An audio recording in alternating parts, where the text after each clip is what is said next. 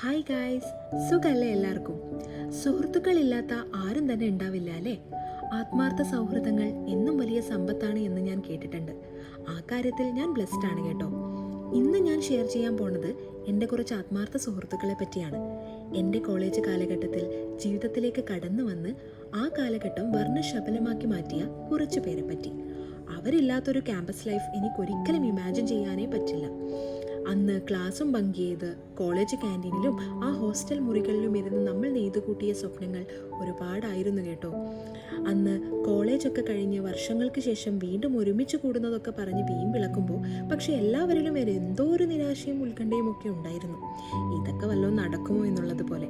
എന്നാൽ ഒരു 6 വർഷത്തിനിപ്പുറം ഇവിടെ UAE-യിൽ ഒരു തീന്മേശയ്ക്ക് ചുറ്റിലും ഇരുന്ന് സൊറ പറയുമ്പോൾ ഞങ്ങൾ ഇതൊക്കെ ഓർത്ത് ചിരിക്കാറുണ്ട്.